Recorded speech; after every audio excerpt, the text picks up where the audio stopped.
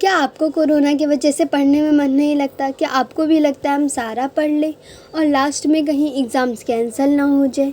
ये situation obviously आपको feel होगी क्योंकि ये इतनी पैंडमिक सिचुएशन है एंड ये मोस्ट ऑफ द स्टूडेंट को फेस करनी ही पड़ती है। So hey guys, welcome to my YouTube channel. तो क्या आपको भी पढ़ने में मन नहीं लग रहा? क्या आपको भी एग्ज़ाम्स की टेंशन है कि एग्ज़ाम्स होंगे या नहीं होंगे? ये वीडियो सिर्फ आपके लिए है।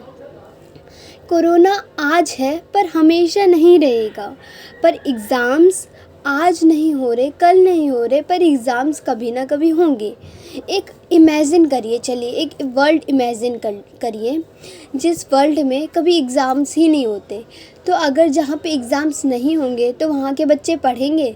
ऑब्वियसली बात है, नहीं पढ़ेंगे, क्योंकि पढ़ते ही बच्चे एग्ज़ाम्स देने के लिए। अगर ना कोई टेस्ट है तो बच्चे पढ़ेंगे क्यों? बच्चे किसी चीज़ में टॉप करने के लिए, एग्ज़ाम्स में टॉप करेंगे इसलिए पढ़ते हैं। अगर एग्ज़ाम्स ही नहीं है, पता ही नहीं चलेगा कौन एवरेज है, कौन लोएस्ट बच्चा है, कौन टॉपर है, तो इसलिए एग्ज़ाम्स होने ज़रूरी हैं। तो एग्ज़ाम्स कभी ना कभी होंगे ज़रूर। कोरोना भी आज चले जाएगा कभी ना कभी, वैक्सीन्स इतनी अवेलेबल हो गई है। तो मैं आपको एक स्टोरी सुनाना चाहती हूँ जिस स्टोरी से आपके सारे डाउट क्लियर हो जाएंगे कि हमें इस वक्त पढ़ना क्यों इम्पोर्टेंट है। So let's begin with our story. तो एक बार इंद्रदेव भगवान गुस्से में आकर सब किसानों को श्राप दे देते हैं कि आज से 12 साल तक बारिश नहीं होगी एंड बारिश नहीं होगी तो फसल कैसे उपजेगी। सारे किसान परेशान होकर भोलेनाथ के पास जाते हैं एंड भोलेनाथ और इंद्रदेव भगवान में पहले ही डिस्कशन हो चुका था कि बारिश सीधा 12 साल बाद होगी। अब बारिश जब 12 साल बाद होगी तो तब तक ये किसान क्या खाएंगे, क्या पिएंगे। तो किसानों ने महादेव से बहुत प्रार्थना करी। तो महादेव ने कहा कि बारिश तभी होगी जब मैं डमरू बजाऊंगा।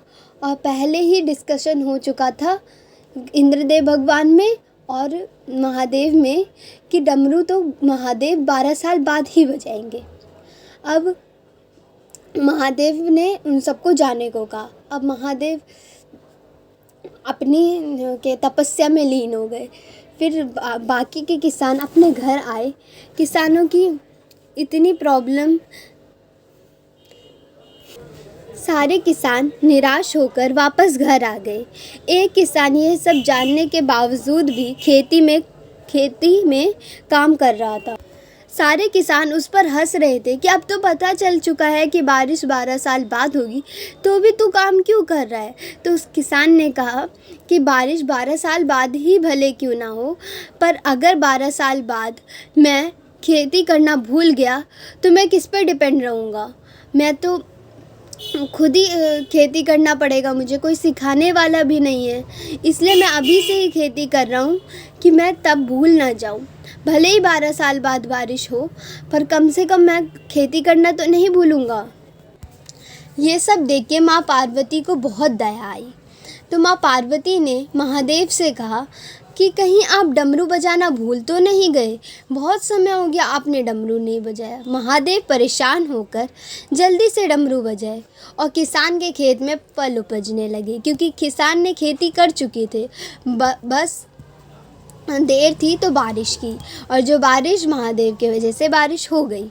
यही मैं आपको इस स्टोरी से बताना चाहती हूँ कि आप पढ़िएगा तभी कुछ होगा।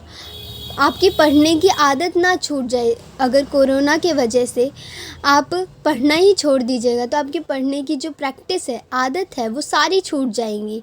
आपकी जो हैबिट थी कि आपका 3 आवर्स में ऑलमोस्ट पेपर कंप्लीट हो चुका होता था, कुछ क्वेश्चंस में भी छूट जाए बट 3 आवर्स में पेपर ऑलमोस्ट कंप्लीट हो ही जाता था।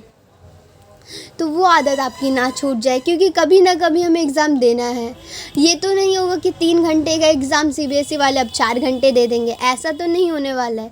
3 आवर्स में ही होगा एग्ज़ाम। तो हमें अभी से अपनी प्रैक्टिस बनाए रखनी है। So best of luck for your future. May God bless you. If you like this video please like, share, comment and subscribe.